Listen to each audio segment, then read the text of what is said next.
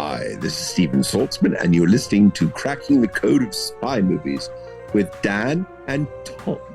Since this is the 60th anniversary of James Bond movies, we invited a very special guest to join us today to talk about it and a lot more. Steven Saltzman. Thanks for joining us today, Steven. Oh, thank you for having me. You have great taste in guests. Yes, we do, don't we? All right. This is the 60th anniversary of the release of Dr. No and the beginning of Eon Productions' 6-decade-plus dominance in the spy movie genre. Your father, Harry Saltzman, along with Albert Cubby Broccoli, produced the first 9 James Bond movies based on Ian Fleming's work. So from Dr. No in 1962 through The Man with the Golden Gun in 1974. What are your reflections, Stephen, on this 60th anniversary and the huge role your dad played in bringing James Bond to the big screen?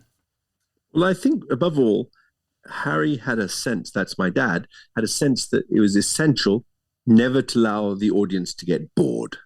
And I think if you look at the way in which the films were, you always had something exciting.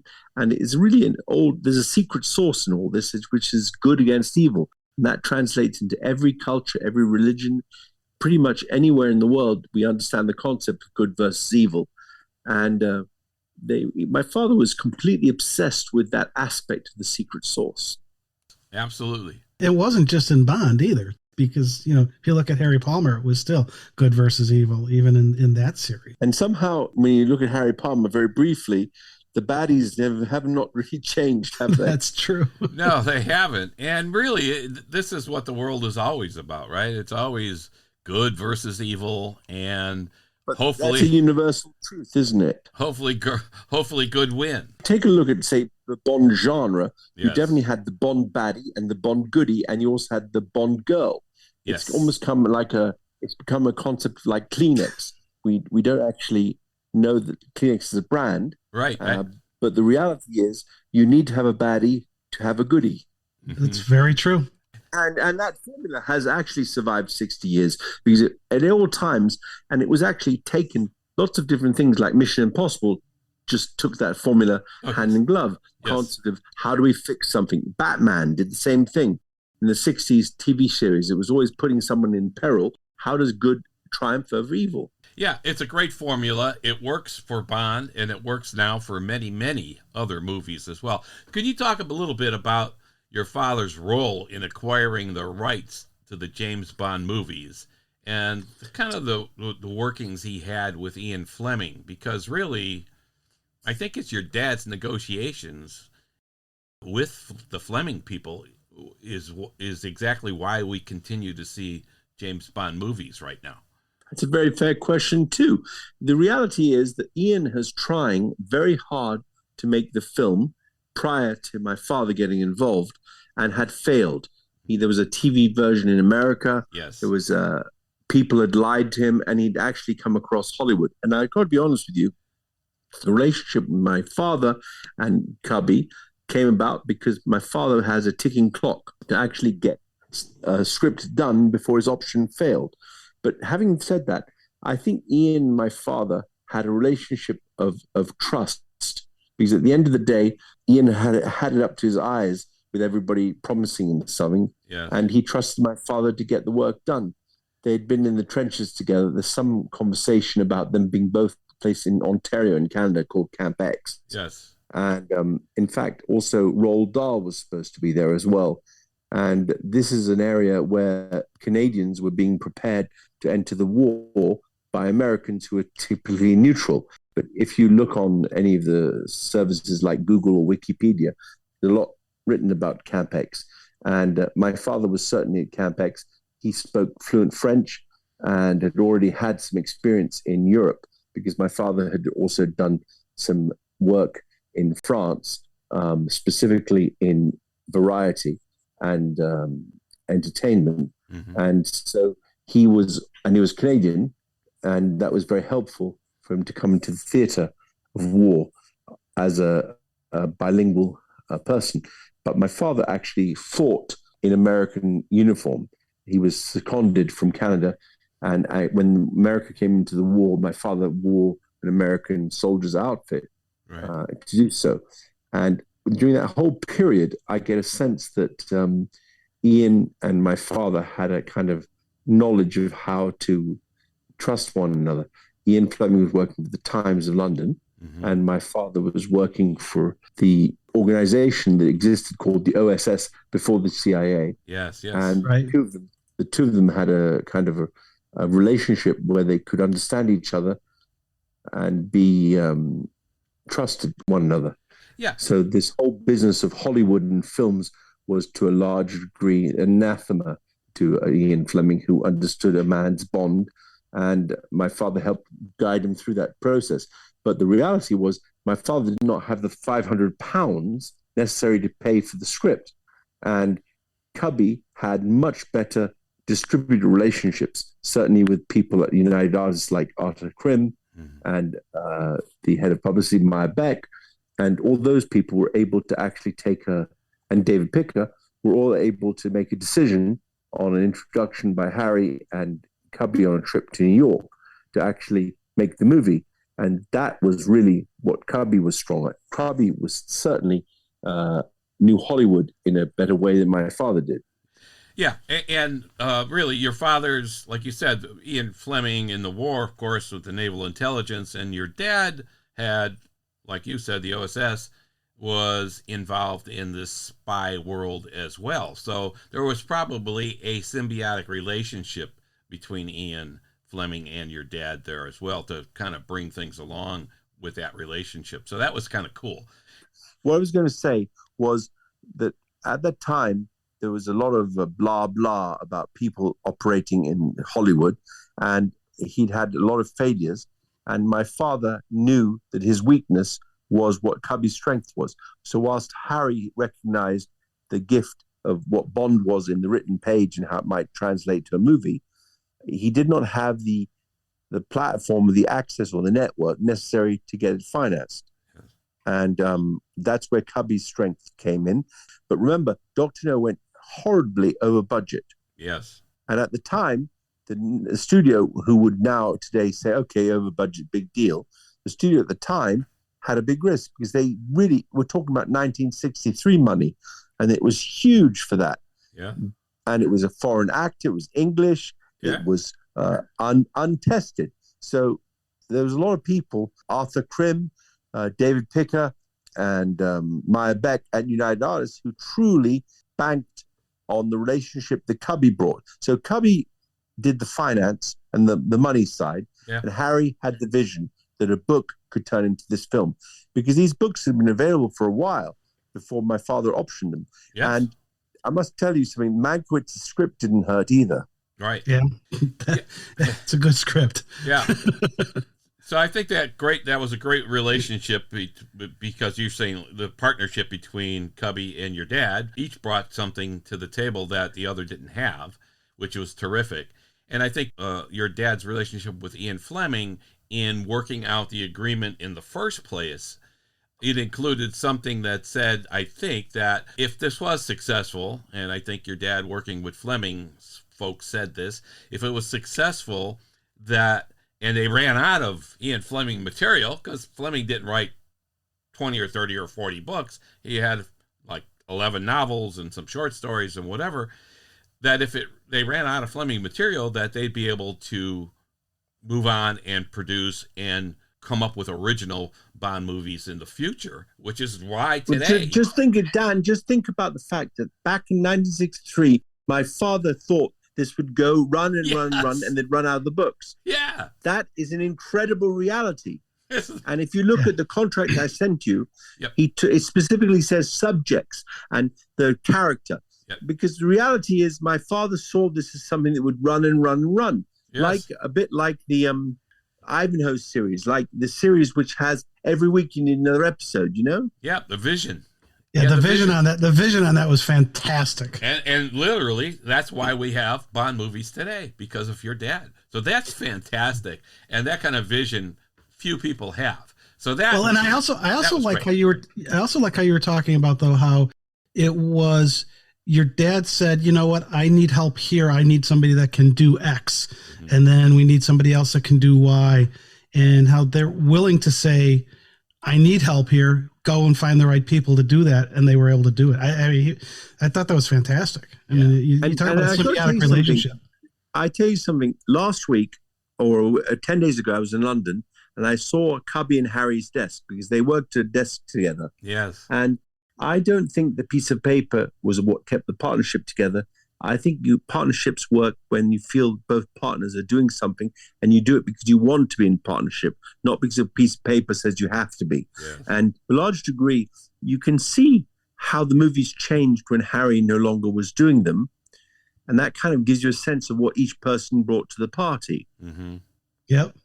Oh, yeah, absolutely. Yeah. You said a little bit ago that your dad really was responsible for what we see on the screen, the spectacular presentation we see on the screen with Bond. Because your dad, and you mentioned this, that he had done some work in Europe before this, right? Booking acts. Didn't he book acts for circuses and stuff like that at one time? Yeah, he absolutely did. And Variety in France as well. Yeah. But the concept is to be in show business. And I think that if you think about it, when you look at Bond, there was a kind of almost tongue-in-cheek reality. I also think that my father made another huge awareness, which is prior to Bond, there were only female icons in Hollywood, really, whilst they were attractive to men. And he brought a male icon to be attractive to women. And if you think about it, this is another huge, huge awareness and part of the secret sauce. Okay, we had Humphrey Bogart and Clint Eastwood, etc., but they were never marketed as eye candy for women. They were they were mainly He-Man, Action Man figures, or kind of like macho people. Mm-hmm. But my father realized that you could actually create eye candy for women. And I think if you look at Bond, and certainly how it was in the 60s for men, there are women who were meeting men in the 60s saying, have I married a James Bond? Have I got a man with the same amount of charisma? And that was another extraordinary aspect that I believe that my father understood, certainly when he was fighting for Sean, which was already somebody that the studio did not want, because they wanted to go with an American or a person that would be a safer bet. But I think that rough edge of choosing Sean and really pushing that Sean is the one is part of the extraordinary success, because all the Bonds that came after definitely owe something, in my mind, to the original Bond. Oh, absolutely. There's no question that Sean Connery set the bar for the rest of the Bonds. And Fleming, I think in the beginning, he was like, he didn't know for sure if he liked Connery or not. But From Russia with Love, he loved him. And then later he wrote into his last novel, I believe he wrote that, of the Scottish origins of Bond. So he loved Connery. So yeah, Connery, you're right. He set the bar. I think also, I'm sorry to interrupt you, but I would also say that first 10 minutes of Dr. No had to set the boat off. And that goes down in my mind as one of the best 10 minutes of the first film of any film anywhere. I agree. Yeah. You could not have written a better introduction to James Bond on the big screen than the first 10 minutes of Dr. No. That was fabulous. Absolutely. And I mean that, there was a sense. I personally love the first 10 minutes of Thunderball too, in Paris with Adolfo Celli. Yes. I mean, that whole, setting the scene, because at the end of the day, if you think about it, there's some bad things happen to Bond, or bad things happen in the world. Bond has to right the wrongs, but the very end scenes are always about revenge and the payoff to the audience of what happened to that man who was so terrible, the baddie. And to be honest with you, I think my father spent a lot of time trying to figure out the cinematic payoff for the audience of how to dispatch the bad person. Okay. Yeah. And it could have been piranhas, it could have been sharks. You remember that scene with the electric chairs? Yes. At the beginning of Thunderball. I mean, in my mind, all those kind of things are really what my father's actual touches were, especially like Lotte Lenia's, Rosa Kleb's shoes, and Yes, the way in which. But whilst we're here, I might tell you something you haven't asked me. What were my father's favorite bits? Okay, yeah. So, without question, my father's favorite bit was the Robert Shaw fight on the train in Rush with Love. Oh, you can't beat that. Fantastic. He took the view that was really no gadgets. It was gritty. And remember, during that whole period, none of it was green screen. It was everything you saw, even Live and Let Die, you saw was actually filmed. You know, so now you might have tweaked the color, you might have done some grading, etc.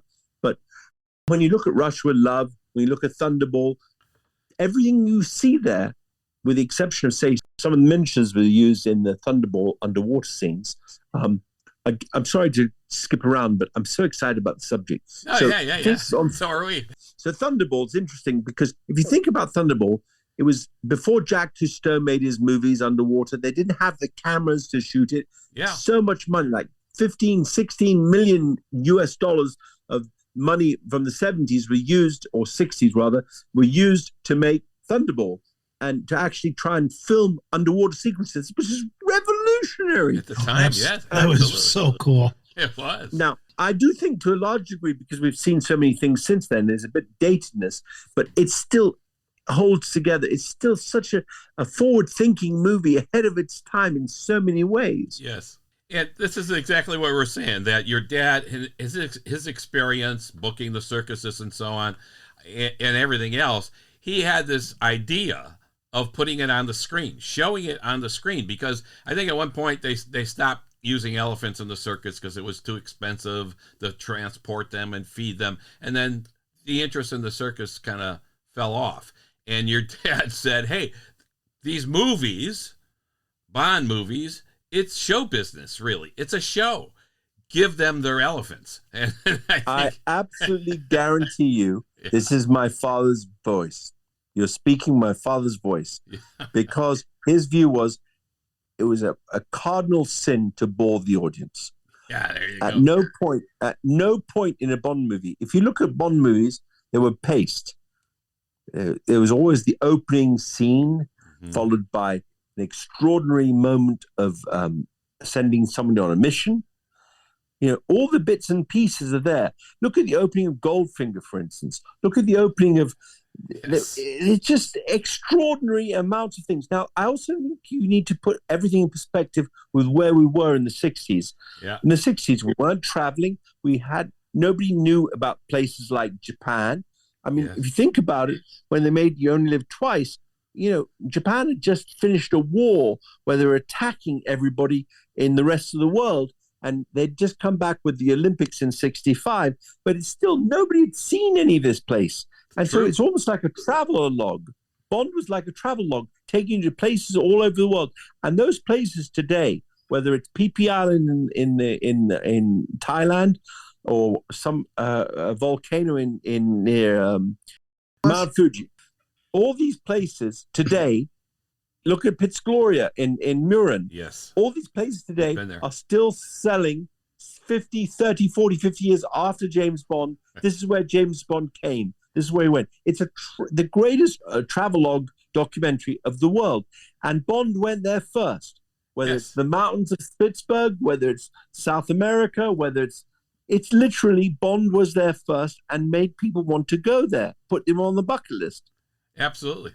Yeah, Tom and I have been to over 100 of the James Bond filming locations, including Piz Gloria and so on. So yeah, and it continues. But you're right. It was a time when you look at it that people weren't traveling, they weren't jumping on planes, flying all over the world. They never saw Jamaica before or whatever, and so it was a travelogue. But it introduced people to a whole new culture, many new cultures all over the world that, you know, sitting in your house you wouldn't be able to do.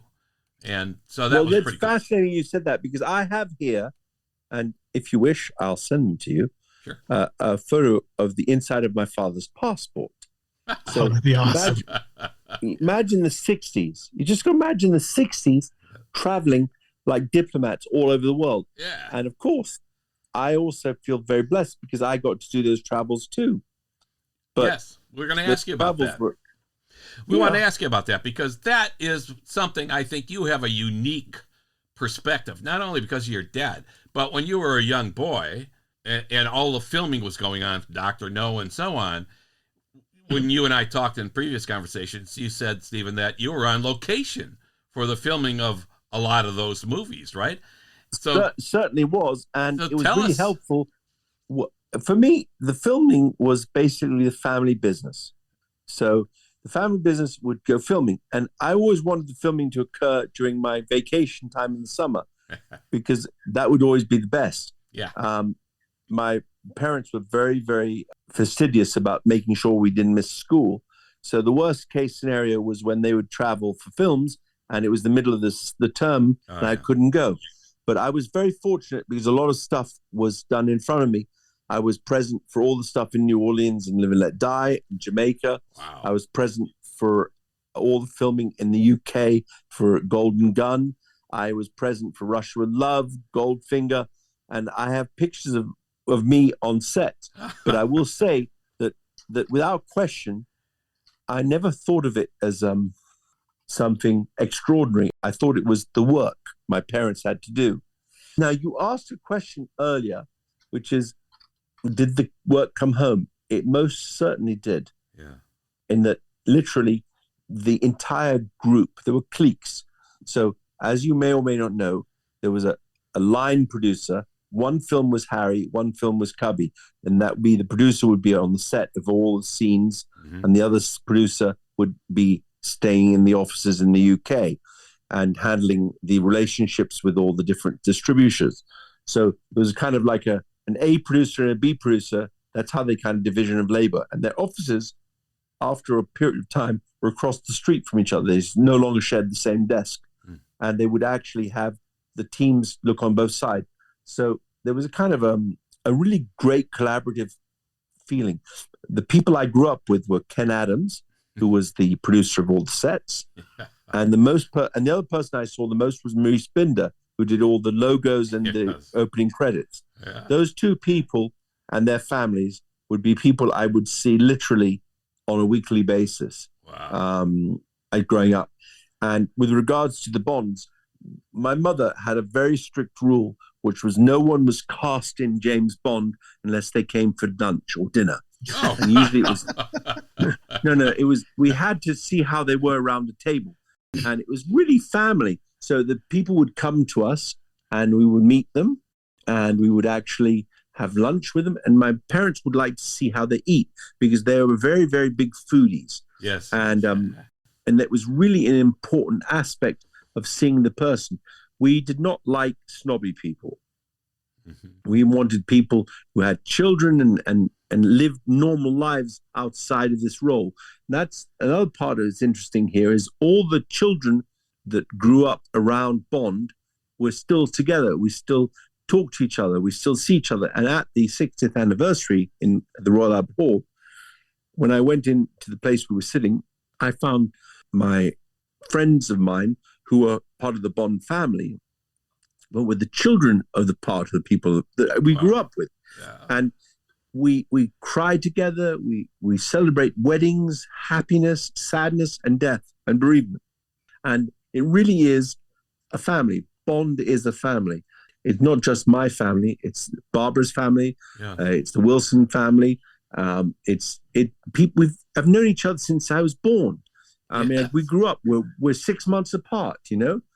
We went to each other's parties as children. Yeah. So there's a kind of, when people say the Bond family, it is not far away from the truth. It really is. And sadly, every day it seems like we're losing somebody from the family. Mm-hmm. Yeah.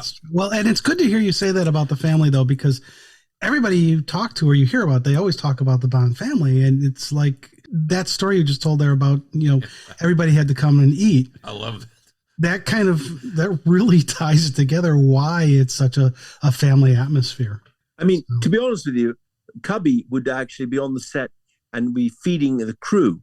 Mm-hmm. I mean, there's scenes, even on the earliest footage I have, say, of Dr. No, you see the crew eating together. Ian Fleming, Sean, Ursula Andress, that this concept of a crew that eats together is just something that is always part of our DNA.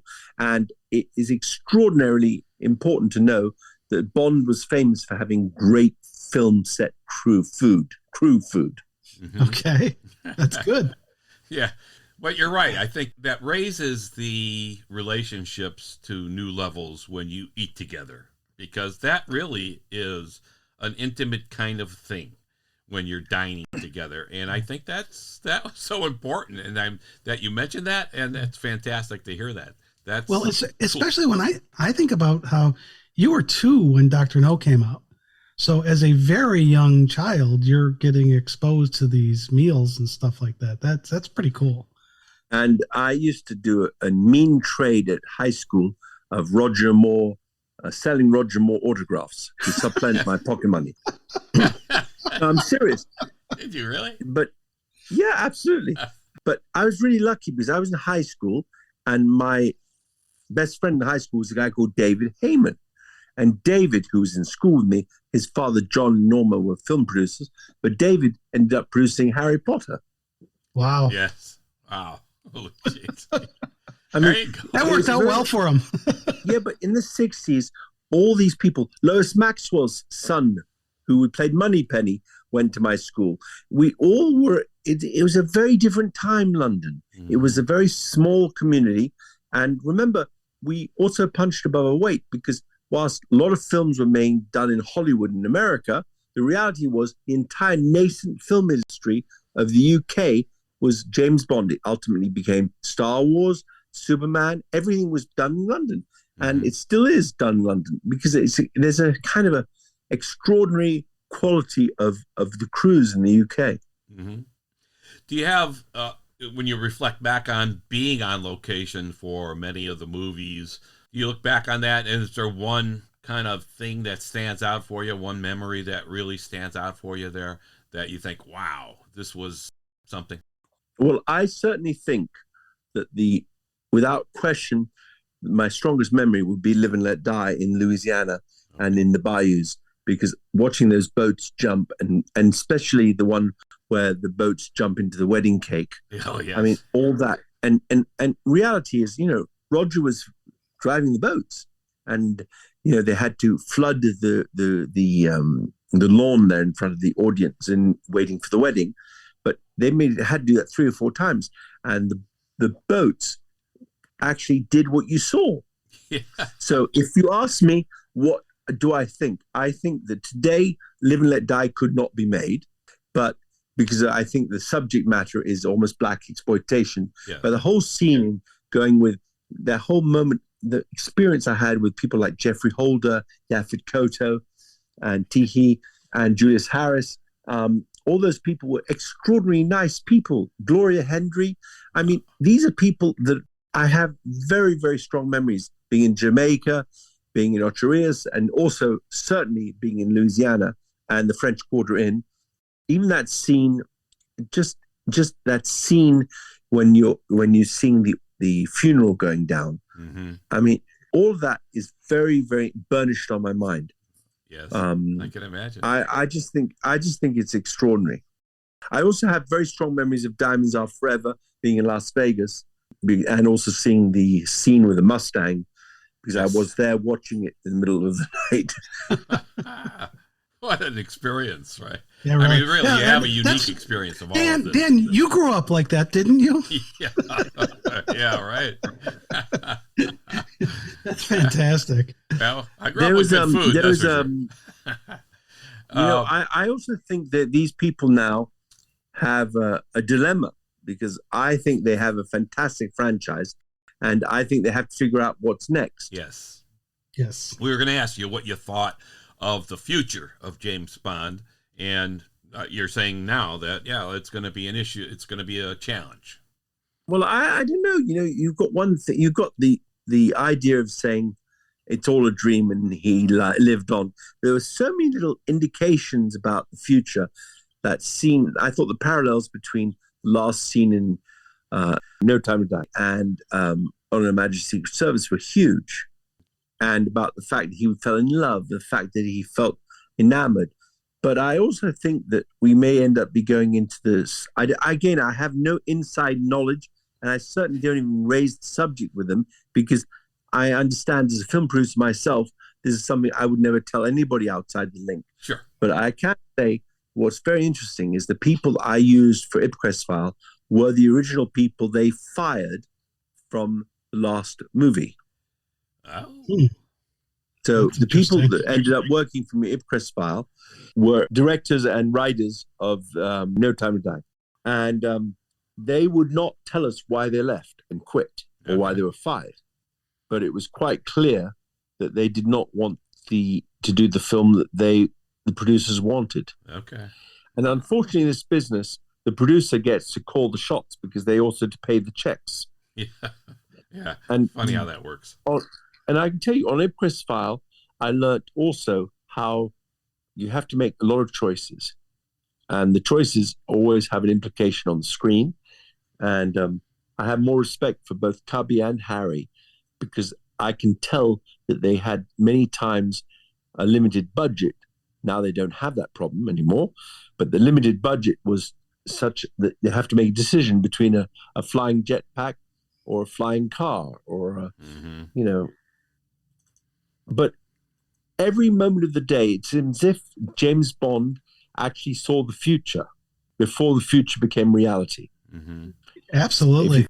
If you think about the gadgets, yeah, but that vision was not created by Ian Fleming. Those were the producers who said, this is how we should take it. And to a large degree, I think it's Mankiewicz's son, who actually wrote one of the scripts, Roald Dahl. These people like that actually take things. And then you have things like, and you have people like Ken Adam, who could turn the written word into a script, into a set. Yes. That's just extraordinary. Marvelous. His vision cannot be underestimated. Brilliant. Yes, absolutely. On that, you know, you talk about the gadgets and seeing the futures. So I read through some of the works of Richard Maybaum, and they've got all of his scripts and the scripts and stuff at a library in Iowa. And so I went out there and I'm looking at those, and there's a section in there talking that was just about research he would do and articles he would find. And, you know, and it'd be like, oh, he found, you know, they would find an article about something that was, you know, brand new, and they'd incorporate it into the next Bond movie. And then it became a bigger thing. And it was like, that's pretty cool. It seemed like they were forward. There was a push to be forward thinking. It's interesting because I've recently been contacted on Facebook by Maybaum's son. Okay. This is not by accident. My father, and certainly Cubby, always wanted to know what was coming down the road next. Because remember, again, this period, there was no internet. It was, you used to get the newspaper about the news the day after. We had no television news like you have today. So the world was less informed. So there was a kind of duty of, my father had a sense that was really important because he was obsessed with news, to be able to let people know about certain things. So you have what I call the second theme. If you look at Thunderball, the second theme was about the power of nuclear weapons. If you look at, say, Goldfinger, the power of economy and who holds the gold makes the rules. There is always a kind of political trend. So there was an under theme. And that's good. This is something that is really true. Now, I even think in that film, which I can't remember what it was called, where there was all about the megalomaniac Rupert Murdoch type, which was one done by Barbara 5 or 6 years back. Do you remember the one where there was one person who was going to take over the world? Oh yeah, it was a Bond movie. With Jonathan Price. Jonathan Price. That's the one. I mean, tomorrow. If you think about Tomorrow Never Dies. Tomorrow Never Dies. That, without question, was a look at Succession. If that had not been made, they would never made that episode television show about the Murdochs. I mean, that's where it all started. Mm-hmm. Same thing with Solex in Golden Gun. Yes. There is always a little something. And also there was one Bond movie a while back all about North Korea. There's always a little bit of current affairs in it. So on top of the actual current affairs, whether it was the Russians and Russia with Love, whether it was Thunderball, whether it was what's happening with nukes, and as I said in Thunderball, there's an element of kind of like a duty of care to bring people historically right. Russia with Love was certainly historically right. It showed the power of the Iron Curtain. It showed the power of Turkey, what's going on behind. There's always some grain of truth, historic grain of truth. Yeah, that's interesting because that's never really talked about. And so it's great that you brought that up because that's a new way and a new angle of looking at all of the Bond movies. That's pretty interesting stuff. Cool. That is. Yeah. So before we wrap up talking about the Bond piece of your father's work experience and your life growing up with that, we started this talking about the 60th anniversary of James Bond. And there was that big event you mentioned at the Royal Albert Hall for the 60th anniversary. Can you talk about that event and what that meant to you because you grew up with this? Well, it actually surprised me. It surprises me every time I go to one of these events, and it happened different James Bond clubs in the world, like one in Switzerland, one in Germany, one in France, one in the UK. There's extraordinary impact of James Bond. So whilst I see this as one thing, the reality is on a global level, it means something very much more to different people because it's been in their life for the entire 50 or 60 years of their lives. And they've grown with it, and it is very important. And I met fans, and when I arrived at the Royal Albert Hall, I met one person who had a pen, and I had to write on his T-shirt. And on his T-shirt was Roger Moore's name, Sean Connery's name. Everyone had signed it. Wow. And he said, I never got your father, but I want you because that completes it. And I realized every time I go to these events, how special these experiences are and these anniversaries are for the fans. Because without the fans, we're doing show business for the fans.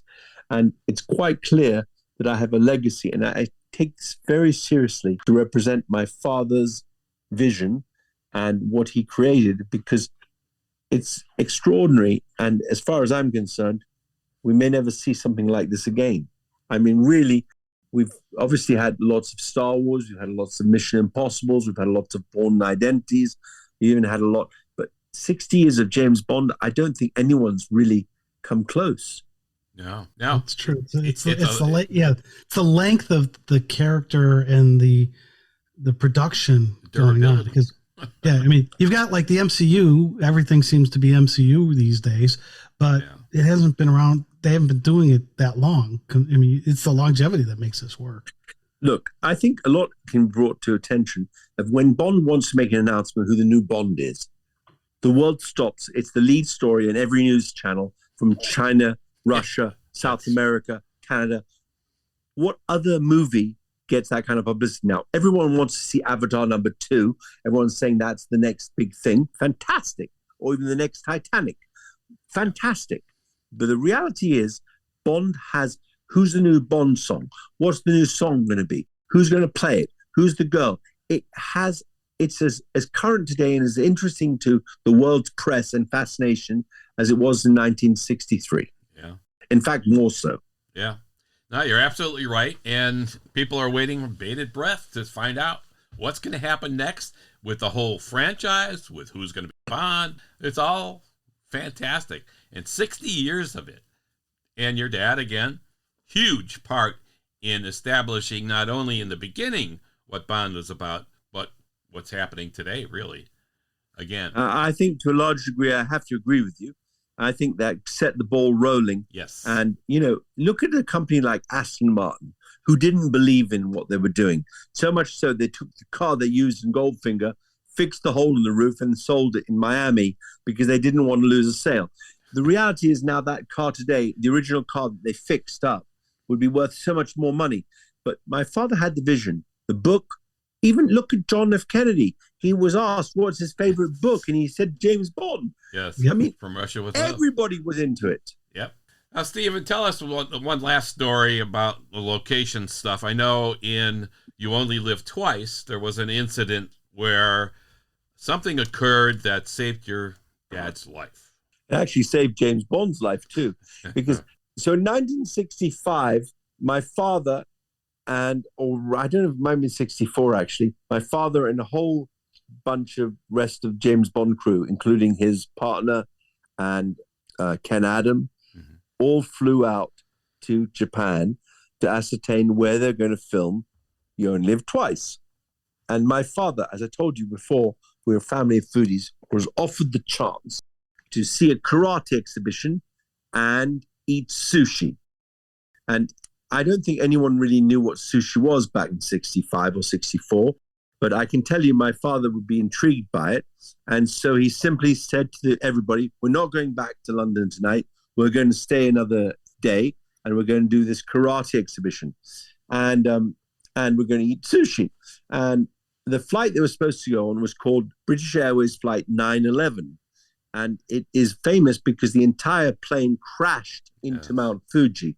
And had my father and the rest of the James Bond crew had been on that, Cubby Broccoli, etc., one would imagine that it would have had an impact on the rest of the series. Yeah. But I would have also been an orphan. And I found out about that from a discussion I had with Maurice Binder on the set of You Only Live Twice when I was learning how to drive in the Mini Moke. Wow. Wow. Which was, by the way, my first car was the Mini Moke from You Only Live Twice. Wow, no kidding. All right. Well, that was a good story. All right. Yep. We'll it's a true story. And by the way, you can look it up on Wikipedia. Look down Flight 911. It's there. Mount Fuji. Everything is in black and white. Yes. Yeah. So if they hadn't wanted to go get some sushi and some karate, they would have been on that plane. Wow. I would actually say there's your slug line. How sushi and karate saved James Bond.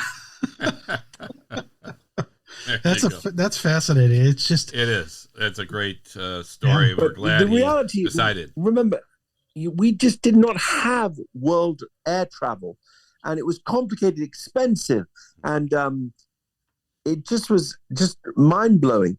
But for me, it was my normal. I did not see that as something extraordinary. Like I didn't see it was extraordinary that a famous person would be at lunch or dinner because they had kids and I cared about their kids. So when Roger Moore would come over, I'd say, is Jeffrey and Deborah coming?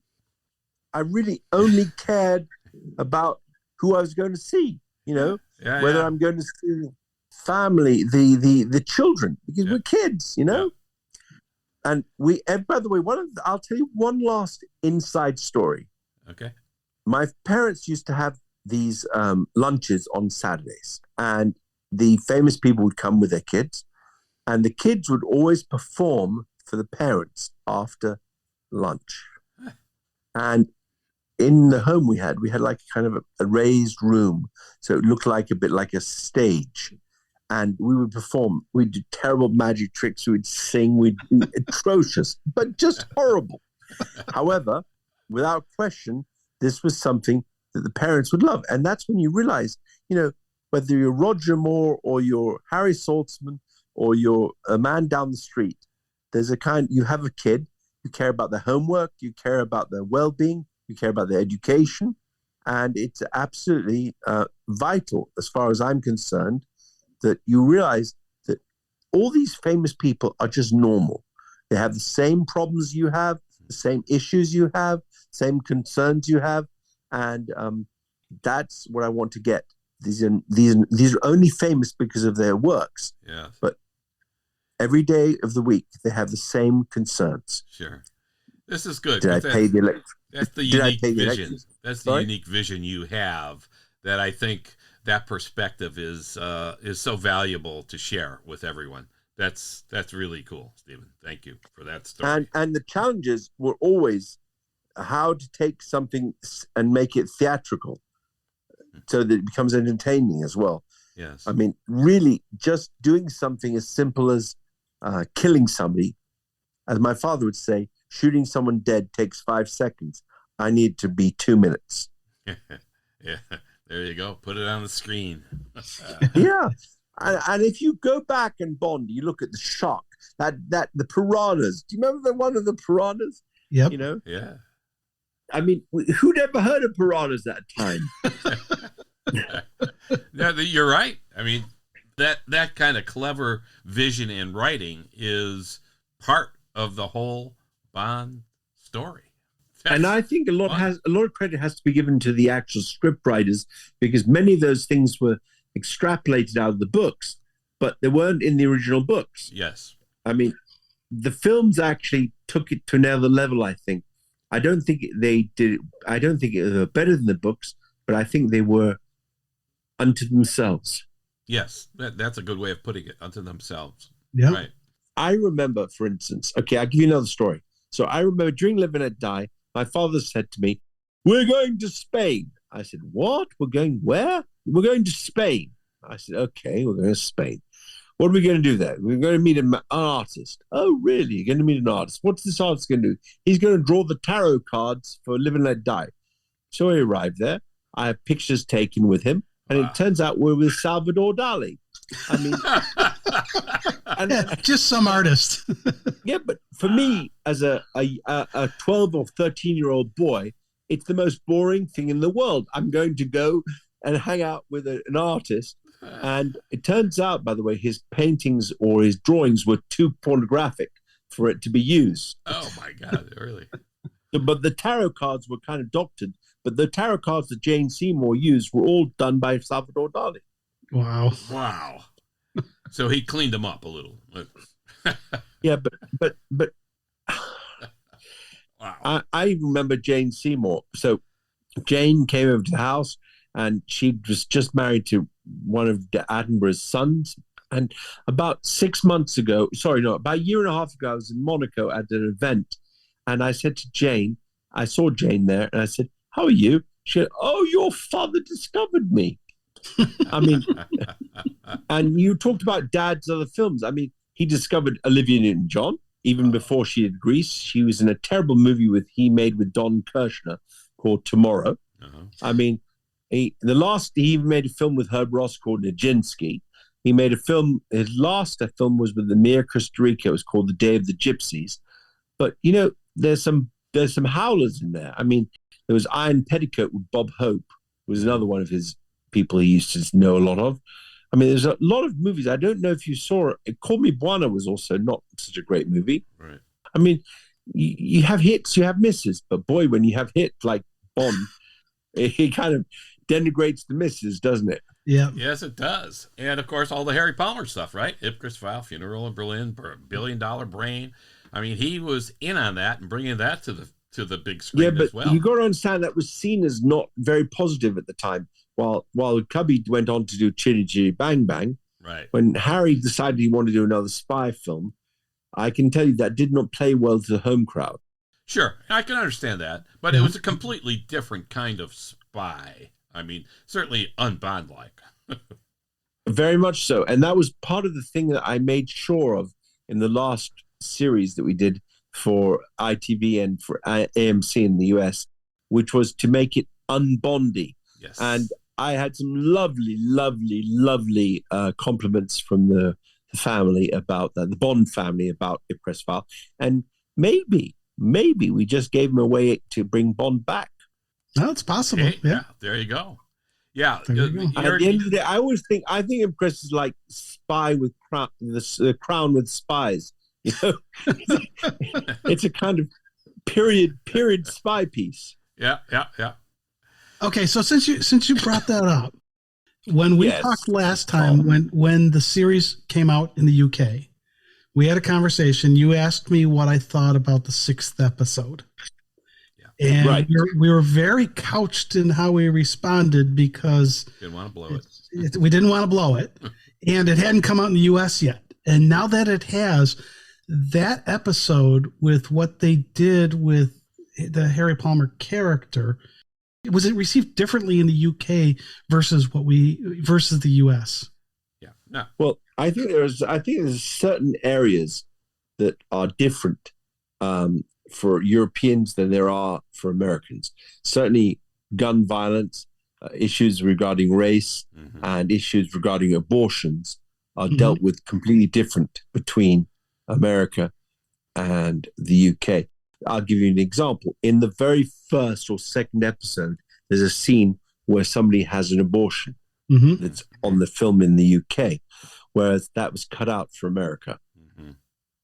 Yeah, I saw the UK version then. So okay, yeah, that in the American version the censor wouldn't allow it, and I think the issue of there's a scene there where Ashley says something to the effect of, "Well, I'm black."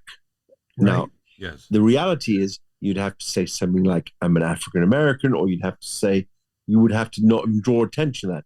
But the issue of race back in the 60s was a real issue, and it's part of the history of America. Yes. And I find to a large degree, whether it's when you're outside of a program like Roots, raising that subject is complicated for Americans because I think they haven't dealt with it internally. You certainly saw that with Black Lives Matter in America and that whole movement of civil rights. It's still very fresh, whereas Americans see that as one thing about their own DNA, whereas Europeans see it as part of social history. So I don't think it's as precious. I mean, if you think about integrated marriages and you think about integration of culture, you go 10 kilometers in Europe and you're in another country. So different language, different country, different even sometimes currency. So I do believe there's a kind of openness that doesn't exist simply by proximity. I mean, you can drive for 3 days in America, you're still with the same country, same dollar, and same language. Right. Yep. Right. Absolutely. Yeah, you say that. I was just in Dubrovnik, and we're standing on this hill, and you look across the little valley, and it's Bosnia Herzegovina. And the guide we had, he was talking about during the war. It's like those were my friends, and all of a sudden, there's no question about it.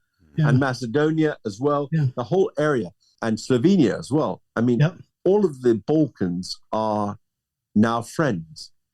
And I think it's important to understand that when you're making motion pictures, and certainly when you make a formula like Coca-Cola, Coca-Cola tastes the same whether you're in China or you're in New York. Same thing with McDonald's. There's a kind of homogeny.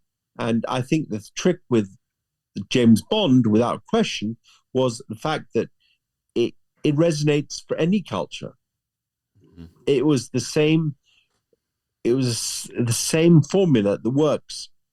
Yeah. And Dubrovnik, I like that town. I love Croatia. It's great. Yeah. We did a podcast episode on the Secret Invasion, which they filmed there. Yeah. Filmed partly there. Yep.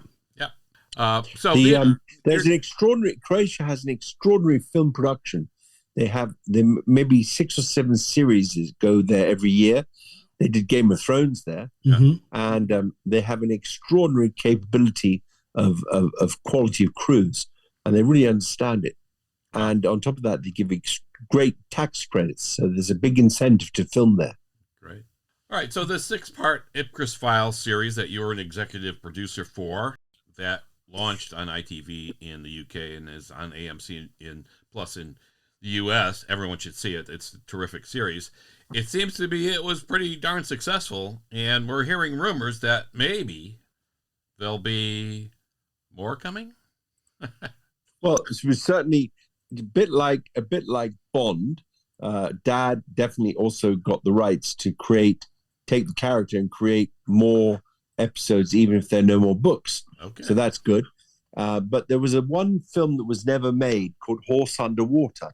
Yes. There were 4 books. There was Horse Underwater, IPCRESS FILE, Funeral in Berlin, and $1 Billion Brain. And again, $1 Billion Brain was ahead of its time. Ken Russell did the actual direction. But if you think about it, horrible movie. But the subject matter did not exist. I mean, we didn't have these $1 Billion Brain computers at that time. That's true. Yeah. That's how we first met, Steven. We did our podcast absolutely. on, right? Funeral in Berlin. And my father would dug your podcast. He would dug podcasts. Thank you very much. That is the biggest honor we could receive. Thank you. Absolutely. I'm speaking from what I know. I like the fact that you're both foodies. You more, Dan, than Tom. No, Tom is too. Tom is too. I have to. I don't talk about it as much, but I definitely. We both love food. Kind of grew up Italian. We love food. Yep. Sitting around a table. I desperately would like to do a Bond cookbook. Yeah, that'd be cool. Isn't there one? I thought somebody No. did. No? No, I never seen. There was one for Bond drinks, with I know. Yeah, there is a James Bond cookbook, Secret Recipes for the Spy, Ooh. in you. I have no idea if it's officially sanctioned or anything. Wait a second. What do you know about this book? I want to know all about it. I just looked it up. There you go. Is it US? Is it still there? Yeah, you can still get it. Electronic or Came out in 2020. I certainly think there'd be a Bollinger champagne tome or two. yeah, there should be. Yeah. I know there's one on drinks, shaken not stirred, drinks of James Bond, but Listen, I think those are mostly made again. The magic fairy dust that Bond brings to a brand is just extraordinary. Oh yeah. Well, and I'm going to make a comment on that because you just said Bollinger, and my favorite champagne is Bollinger RD, and I started drinking it, and I didn't even realize. What's your favorite champagne? The Bollinger RD. Yeah, and I started drinking it, and I didn't put the association with Bond in my mind when I started drinking it, and then afterwards I was like, oh, wait a minute. Wow, it's hard not to now. Yeah, but the thing with it is, I'm sure it came from the Bond stuff. Why I started drinking it, but it wasn't a conscious decision on my part. That's a lot of subliminal impact on people. Product placement in Bond movies. Yep.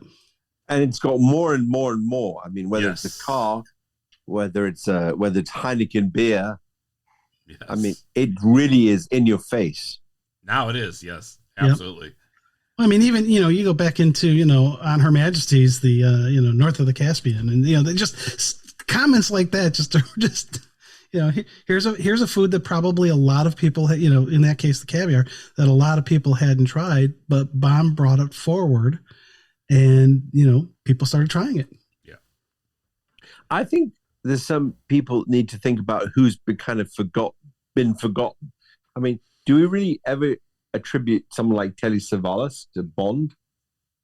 I loved him as Blofeld in On Her Majesty's Secret Service. I think he did a great job. But if you hear Telly Savalas, that's not the first character you think of. No, you're thinking of Kojak and whatever. Yeah. Yep. But what I'm trying to say is I think there's a lot of, if you go back and look at all the different people, the one thing I think Harry and Cubby really got right is the casting. Yes. I mean, really, whether it's Robert Shaw, whether it's Adolfo Celli, whether it was a Domino in Thunderball, which is one of the most beautiful women I've ever seen, Claudine Auger. Oh, yeah. And have you noticed also, they never went to central casting. They didn't always take the typical Californian blonde kind of girl. Right. They really went exotic.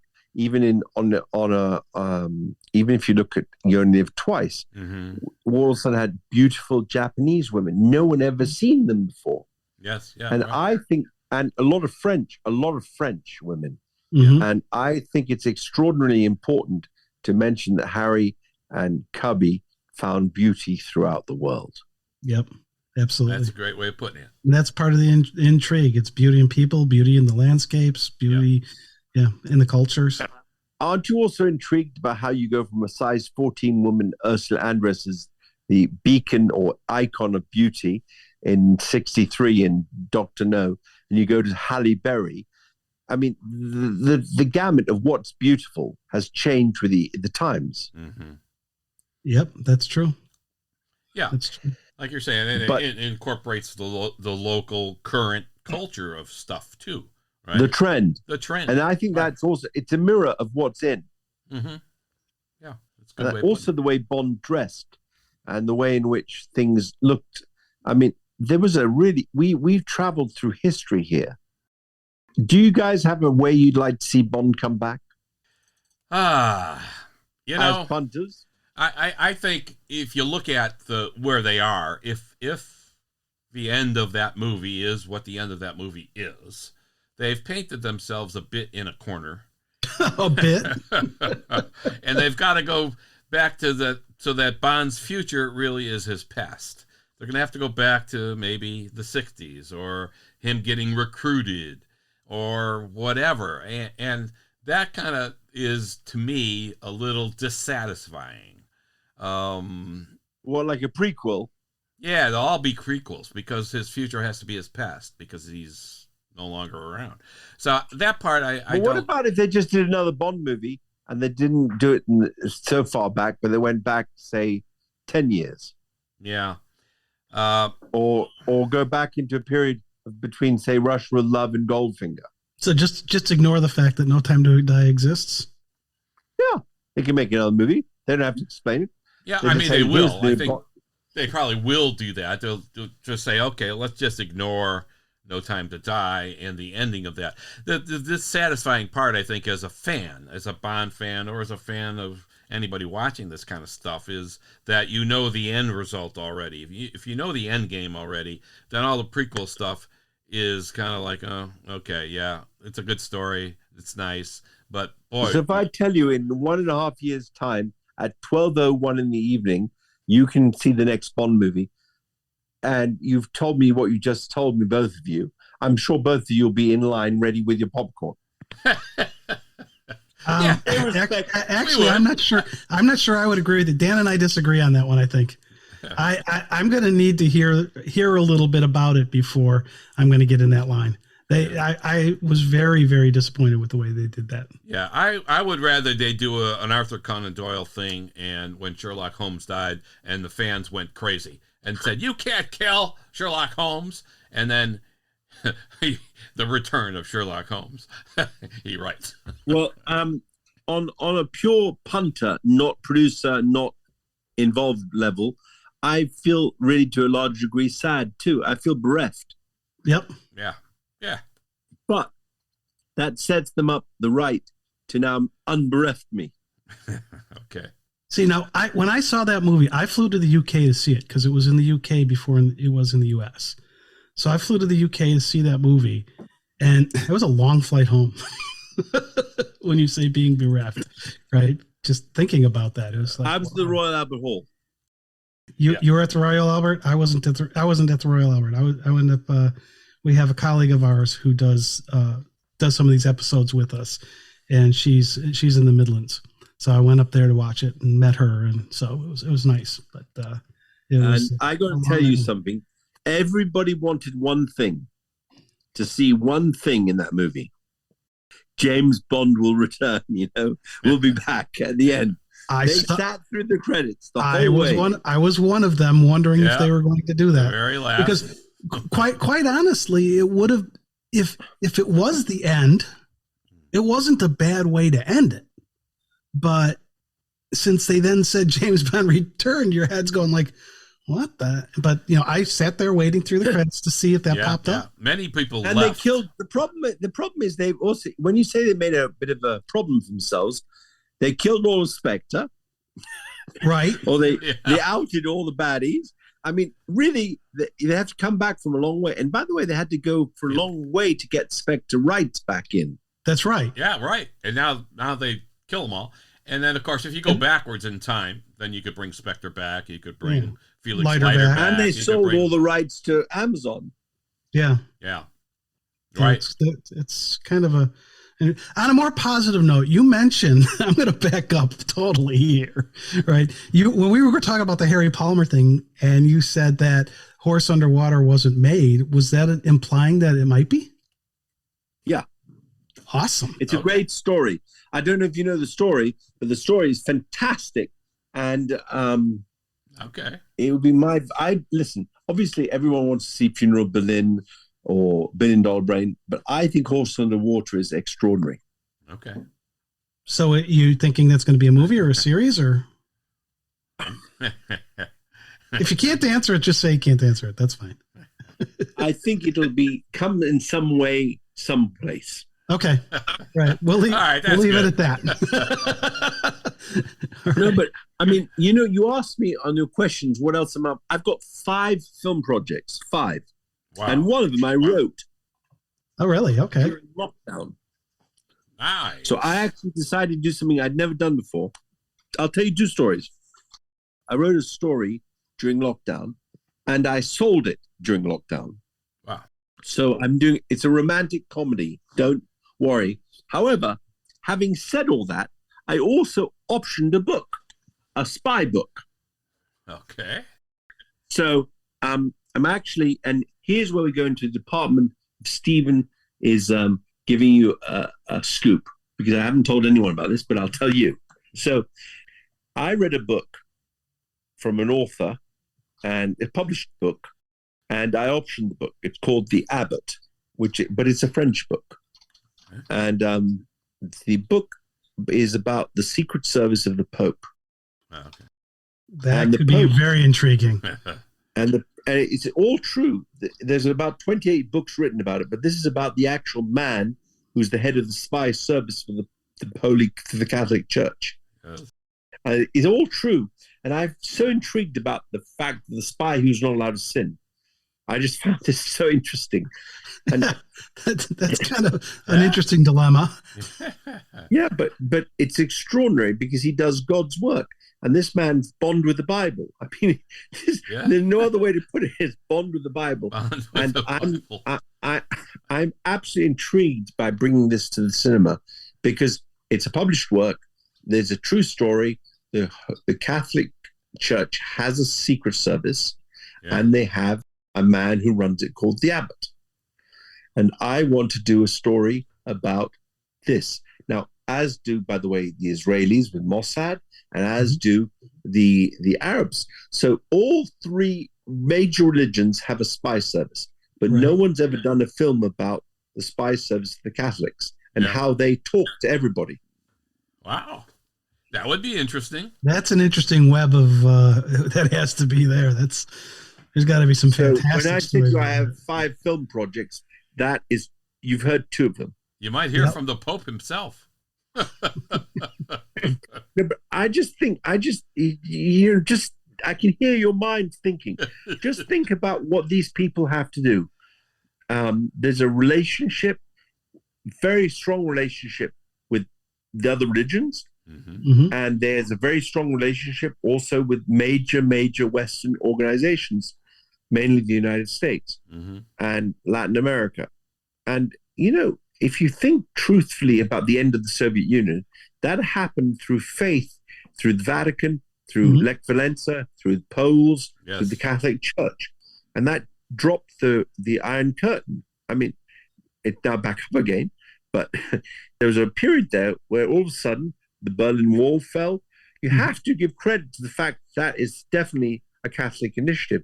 And that's maybe why I was very intrigued about the story that I optioned. Okay. Was there a Vatican response to the book? No, because there's 28 books about this service. Okay. And this is a fictional story.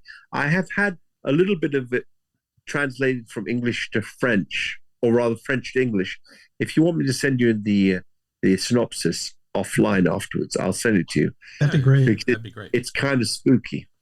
Yeah, I can imagine. Yeah. But the romantic comedy is interesting for me because, when you're on lockdown, you get creative. And I'm working with James Corden's company. Okay. Awesome. So this is the story you wrote during lockdown? Yeah. Wow. This is going to be fun. But it's not a spy story, which annoys me because if it's not a spy story, I don't feel like I get to have you on me again. Well, we'll talk about some spy stuff and then we'll talk about that. Yeah. Like we are now. Very cool. Like we are now. For me to ask both of you, do you each have a favorite James Bond? A James Bond person? You mean an actor playing James Bond or a movie? Movie.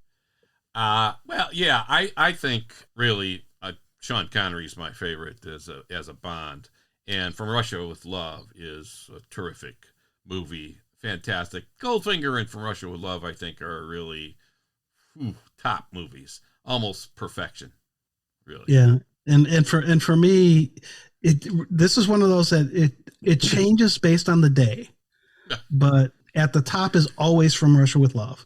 As it's always 1 or 2 for me. I really liked GoldenEye, and License to Kill. So those 3 probably are at my top. But again, if you ask me this the next week, I might have a different answer for you. Yeah. What's your favorite? Well, I think as a pure spy film, I would say without question, Russia with Love. Yeah. And especially considering my mother and my grandmother are in the film. Yeah. Yeah. Really? Having said that, as a genre, a movie with the genre of what everything was to do with James Bond, I would say Goldfinger by a mile. Okay. Yeah. Yeah, Odd Goldfingers. Job, the idea of the gold. Remember, no one knew what Fort Knox was, and creating that whole thing inside, electrocution, dispatching Odd Job, cheating at cards, the Fontainebleau in Miami, In there. painting the woman in gold. It had every pastiche. It was almost like a comic book of Bond. It was brilliant. Well, it set the blueprint for where the series went. Yeah, that introduced the car. It was a milestone. When you watch Bond movie. any James, sorry, please say it again. I crashed you. No, I said it was a milestone of James Bond movies. Goldfinger. It was, it really set the bar for the rest of the movies in terms of the formula, the cars, Absolutely. the gadgets. And remember now, whenever you watch a James Bond movie, when you hear the theme of James Bond, he's always being triumphant. They only play it when he's about to do something good. Yep. Yes. Okay. That's true. Yeah. It's kind of like a warning. Here he comes. He's about to be Bond. Yeah. It's good stuff. I actually think there's 2 or 3 scenes that will stay with me forever. And without question, the flying boats in Live and Let Die were just extraordinary. Mm-hmm. I mean, that was just special. I also think the scene, that train scene, the fight in the train, just with Robert Shaw. There's a sense of grit. Yes. That really was unique to that scene. Yeah, you and know apparently wine, that scene but is you're used. the one on your knees. Yeah. Oh yeah, that's great. I don't think you could have said anything could have been improved in that scene. I agree. I totally adored it. Yes. And I think it stands the test of time. Yes. Like you and Tom. We're still going. Yeah. All right. So I want to, you were talking about the films you're doing. So I want to do another little bit of shift and talk about some of the other stuff you're doing. Cause I mean, it's amazing where the different irons you have in the fires. You're a Renaissance man. Yeah. You're a Renaissance man. So in the Bond movies, they highlighted the high end cars. And I know that you've got an interest in supercars. I mean, do you think that comes from growing up with the whole Bond, family? It certainly helped me have access to the cars I wanted, especially when they're being made. I had a car show in Monte Carlo, which I've sold a few years back. But the car show that I co-founded in Monaco had many times James Bond type exhibitors. We'd have special cars from the films, and we'd have new kind of cars which would fly or go underwater or swim. And certainly my interest in that came from 2 things. One, where I was living, which is in Monaco, which is a car-mad country, and also with its Formula One, and also with its interest in rallies and cars generally. It's the place with the most amount of Ferraris anywhere in the world, Aston Martins too. But I've always felt a trinity between Bond and cars. Mm-hmm. And a couple of years ago, I actually went with a whole bunch of us, and we went around the Forca Pass in Switzerland, all in DB5s. Oh, man. Oh, and there's a funny story. And by the way, I will send you a clip for your YouTube videos. I will send you a clip that I took. Okay. So this clip is at the Belvedere Hotel in Forca Pass. And they've launched up 6 or 7 DB5s. And they have the Daniel Craig lookalike of Europe, who's a toilet salesman from Germany. Wow. Okay. And I will send you the clip. And he's there with all the DB5s and a bus, a normal bus, not like a bus like was in Live and Let Die going under the Jamaican Bridge, but just a bus.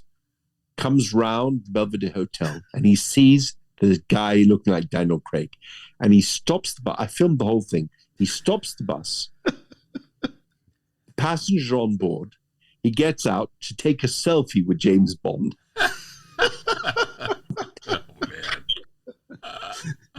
I wonder if to this day if he even knows it's not Daniel Craig. The toilet salesman from Germany. But it's just brilliant. I'll send you the clips when we get off. Fantastic. Thank you. Right. Okay, so then there's another thing you're doing with the metaverse and Meta World, right? So you're involved in that? It's called Meta Entertainment World. Okay. We did it the first time last year. Okay. And we realized that technology and entertainment need to have a way to meet. Right.